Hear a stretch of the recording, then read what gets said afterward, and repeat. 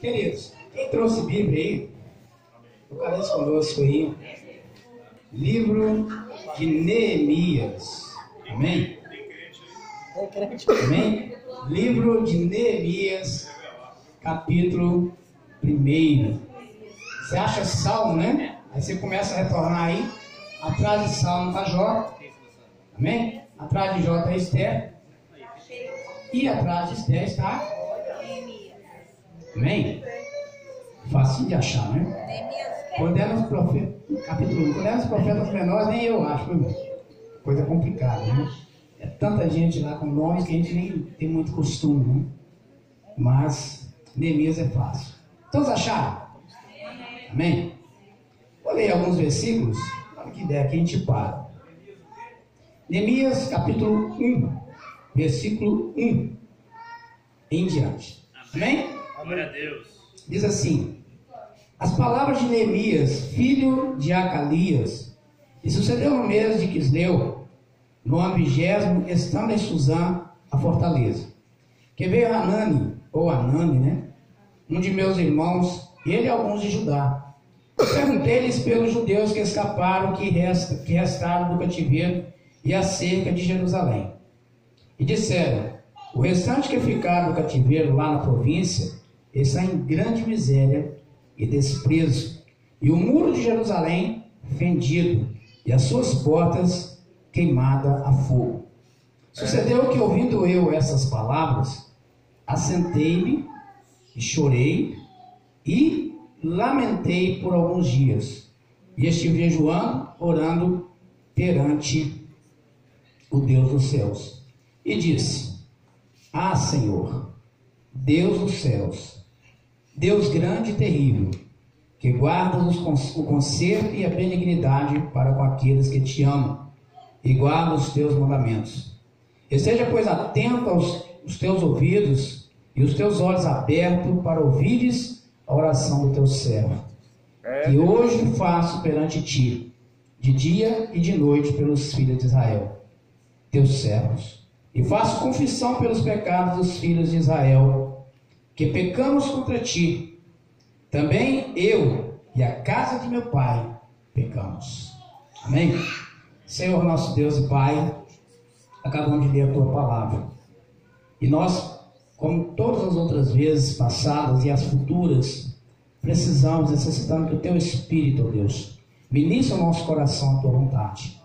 Que eu seja aqui apenas um instrumento, que o Senhor possa fazer uso da minha vida para trazer aos meus irmãos e a mim mesmo um alimento que possa nos fazer caminhar na tua presença, e que ainda mais do que isso, possa nos ajudar a ter um pouco mais de experiências com o Senhor, em nome de Jesus. Amém? Quem tem horas aí? Confere para nós a hora. 8h17? Até as 11 tá bom, né? 8. Tá bom? Puxa 5, desce 2. Eu vou fazer igual o pastorzão, hein? Quando estiver terminando, dá mais 5 minutos e a gente vai por aí. 15. Amém, irmãos? Irmãos, eu quero que vocês hoje tenham na mente uma coisa: Deus não faz nada, nenhum ato de Deus é isolado. Amém? Nada que Deus faz é por acaso. Aconteceu, aconteceu. Não. Tudo tem um propósito, tudo tem um desenrolar. Né? Então a gente vai entender isso aqui, e a gente vai entender algumas coisas que Deus quer nos levar a entender nessa noite. Para que a gente possa chegar aqui em Neemias, eu preciso voltar um pouquinho na história de Israel, e só situar onde está Neemias e a sua obra que ele fez. Amém? Através do Senhor Jesus, através de Deus. Todo mundo aqui já ouviu falar muito de Abraão, né? Quem já ouviu falar de Abraão? Abraão é um homem que foi tirado de uma terra, né, que hoje é o território do Iraque, terra chamada Ur dos Caldeus, e dali ele recebeu um chamado de Deus, dizendo: olha, você vai para uma terra onde você não conhece, mas eu vou te guiar, né? Estou falando com as minhas palavras. Só que lá naquela terra, Deus havia falado com Abraão que a descendência dele peregrinaria por 400 anos e depois retornaria àquela terra, né? E aí a gente pensa que meio sem sentido, né? Porque Deus não deixou Abraão quietinho na terra dele, né? Já que tinha tirado de Ur dos Caldeus, agora está na terra dos cananeus, por que não deixa lá quieto? E lá começam as coisas. Porque Deus tem, como eu disse, Deus não tem nada, não tem nenhum fato isolado na história da palavra de Deus. Tudo tem um propósito. E aí passa-se o tempo, aquela história está até passando, parece, aí na Rede Record. A Rede Record está gostando de passar a história de Israel, né? E aí todo mundo sabe aquela história de José, que José é vendido e vai por aí vai. Estando lá, veio uma grande fome, os irmãos sabem dessa história, e aí aquelas vidas que estavam com Abraão, cerca de 70 almas, elas vão para o Egito e ali se torna escravo e passa aquele tempo. Mas aí você fala, por que disso?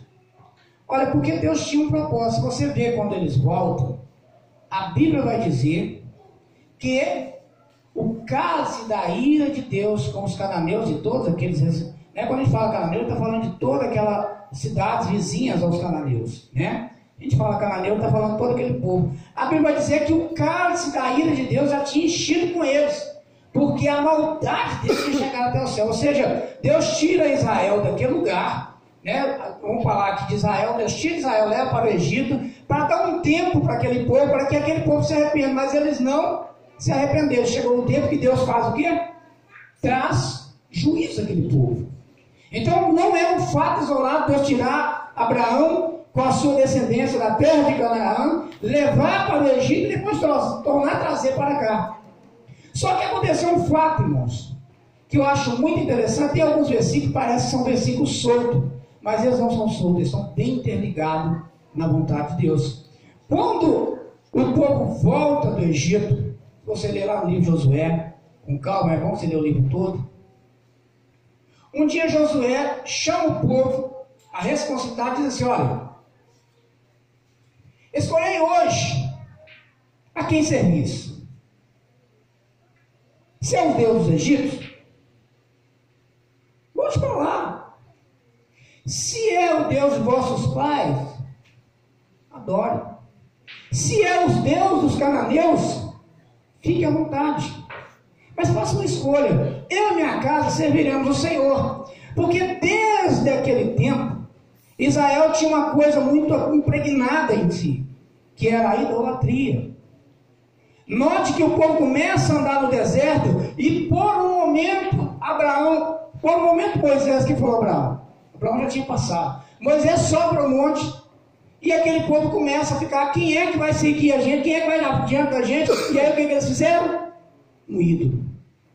Então Deus estava olhando aquela situação e não uma só vez, mas várias vezes Deus sempre levantando alguém e dizendo, olha, deixa a idolatria, vem o juízo. Olha, se vocês não deixarem a idolatria, vai vir o juízo. Várias vezes. Até que um dia, Deus cumpriu essa palavra. Um homem chamado Nabucodonosor, rei da Babilônia, um imperador temido da época, né, os antigos assírios. Ele então começa a dominar toda o norte de Israel, e ele até chega a Israel. Chegando lá, ele subjuga aquela cidade, subjuga aquele país, retira todas as pessoas que lhe interessavam, levou para a Babilônia, queimou os muros de Israel. Alguns historiadores chegam a dizer que lá ficou completamente arruinado. Foi algo assim completamente desolador que aconteceu em Israel. Mas a Bíblia tinha dito que por 70 anos eles seriam levados para a Babilônia, porque Deus tinha um propósito e cumpriu esse propósito. Era curar o coração dos israelenses, ou dos israelitas, ou dos hebreus, como você quiser entender, ou dos judeus, aquela coisa chamada idolatria. Tanto é que hoje em Israel eles podem ter um tanto de problemas, mas eles não se curvam diante de Deus nenhum. Os judeus ortodoxos não se curvam diante de nenhum Deus. Eles foram curados naquele lugar. Só que Deus tinha dito, olha, vocês vão para a Babilônia, mas vocês vão retornar da Babilônia. Parecia uma coisa meio sem lógica. Mas Deus sempre precisa, e Deus sempre levanta pessoas para cumprir o seu propósito. E nós vamos chegar no propósito de Deus. Deus então olha para um homem, que nós acabamos de ler o nome dele. Deus olha para Neemias. Neemias está cativo, escravo, na Babilônia. Mas ele tinha algumas características. E nós precisamos entender essas características e buscar para as nossas vidas. A Bíblia diz que um dos seus irmãos chega de Jerusalém e vai visitá-lo. E uma das características que eu acho muito interessante de Neemias, note que Neemias era o copeiro do rei. Era alguém que tinha uma moral naquele lugar. Era alguém que estava bem, embora sendo escravo, estava bem. Então ele não precisava envolver com ninguém. Ele estava bem. Nós vivemos no mundo hoje é o seguinte: eu e eu mesmo, né? E os demais, cada um se vire. Tem até um dito popular aí, né? Cada um por si. E Neemias mostra o contrário. Ele estava muito bem. Mas quando chega os seus irmãos, ele faz uma pergunta. Aliás, duas.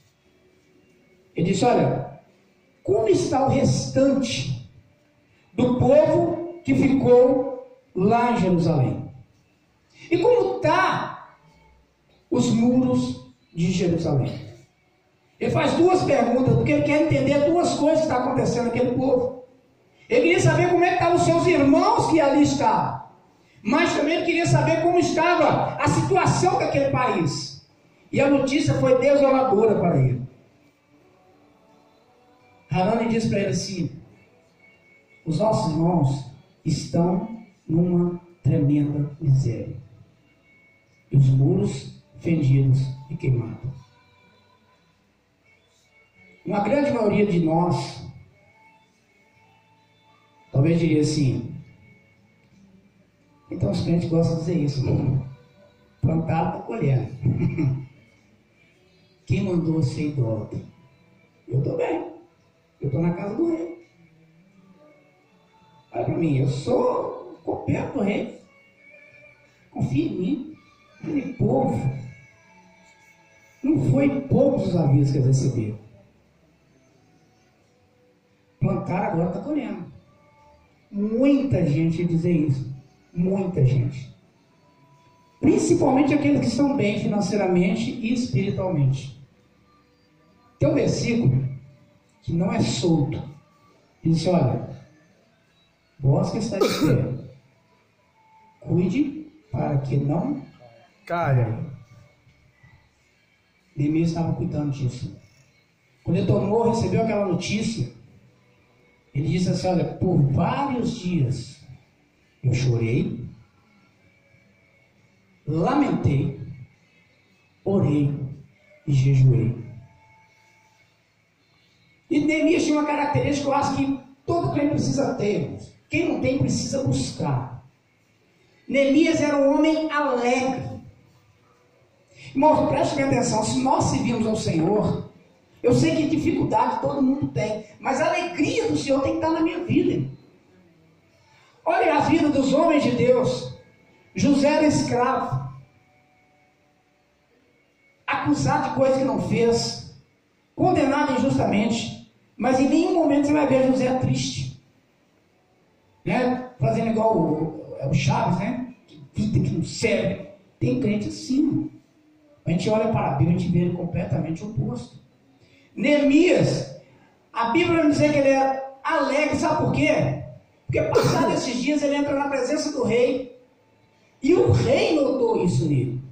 Irmãos, a sua característica de vida, quando você muda, os outros percebem.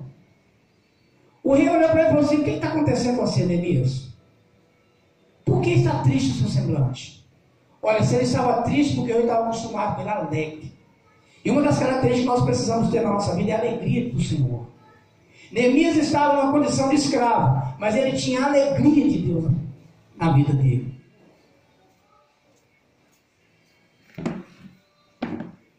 Antes de dar a resposta, ele foi fazer uma coisa que a gente precisa fazer, irmãos. Foi orar a Deus. Voltando, ele disse para o rei: como poderia eu estar alegre? Estão os meus irmãos em miséria, e o meu país, e os muros da minha cidade, queimado as portas e vendido os muros. Irmãos, só que tem uma coisa que eu acho muito interessante. Neemias era um homem que ele tinha uma reputação ilibada com o rei. Preste bem atenção o que o rei fala com ele. Assim que ele traz essa notícia para o rei diz assim: o que me pedes agora? Neemias não estava pedindo nada, irmão. Neemias apenas estava demonstrando o seu sentimento, mostrando a sensibilidade que ele tinha com Israel. Ele disse: olha, como poderia estar alegre eu, sendo que os meus irmãos estão em miséria, os muros vendidos e as portas queimadas? Eu não pedi nada ao rei, mas o rei disse: o que me pedes agora? Novamente ele vai fazer uma coisa que às vezes a gente não faz. Antes de dizer para o rei o que ele queria, que for orar novamente. Irmãos, homem de Deus, mulher de Deus, precisa buscar Deus em oração. Porque as nossas decisões, diz a Bíblia, sábio Salomão, ele escreveu um versículo que às vezes a gente não entende muito bem, né? E a maioria dos clientes fala assim: olha, senti no coração de falar com você, Deus mandou te dizer, irmãos, para com isso. Senti no coração. A Bíblia diz: olha, terrivelmente enganoso é o coração do homem, mas Deus o